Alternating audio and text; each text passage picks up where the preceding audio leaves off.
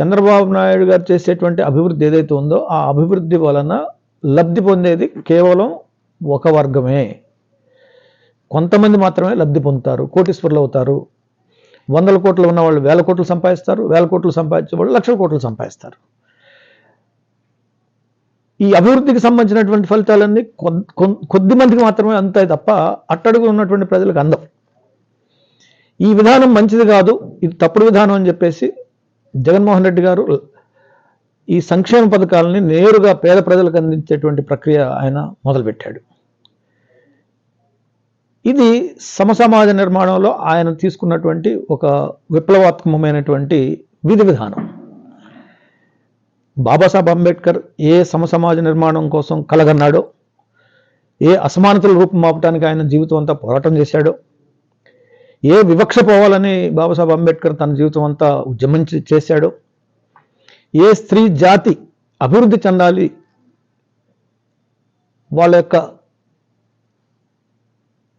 ఆత్మగౌరవాన్ని పెంపొందించే విధంగా, పురుషులతో పాటు సమానంగా జీవించే విధంగా అంబేద్కర్ పోరాటం చేశారో, ఈ అంబేద్కర్ బాటలో నడుస్తూ ఆయన ఆశయాలకు ఆదర్శాలకు కట్టుబడి ఇవాళ జగనన్న ప్రభుత్వం పనిచేస్తుంది.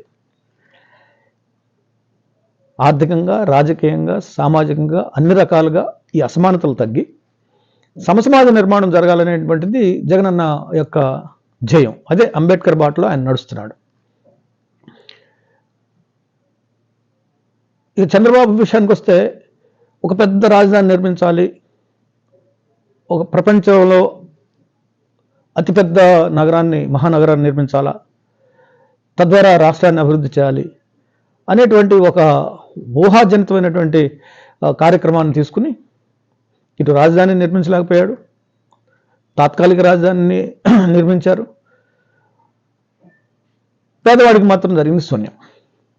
ఒక సాంఘిక గిరిజన శాఖ మంత్రిగా నేను SC/ST సప్లాన్ నిధుల్ని సమర్థవంతంగా అవినీతికి తావు లేకుండా నేరుగా పేద ప్రజలకు అందించడం కూడా ఆ రోజు ఆయన ఇష్టపడలేదు, సంపూర్ణంగా ఇష్టపడలే. పేదవారికి ఏదైనా చేయాలనేటువంటి తపన ఆయనలో కనిపించదు. ఎప్పుడు కూడా అభివృద్ధి చెందాలా, అభివృద్ధి చేయాలా, అభివృద్ధి ద్వారా పేదవాడు బాగుపడాలంటాడు తప్ప నేరుగా పేదవారిని వాళ్ళ కాళ్ళ మీద వాళ్ళు నిలబడాలి, వాళ్ళ కాళ్ళ మీద వాళ్ళు నిలబడి వాళ్ళు ఆర్థికంగా, రాజకీయంగా అన్ని రంగాల్లో ముందుకు రావాలనేటువంటి ఆ యొక్క సమసమాజ భావజాలం చంద్రబాబుకు ఉండదు.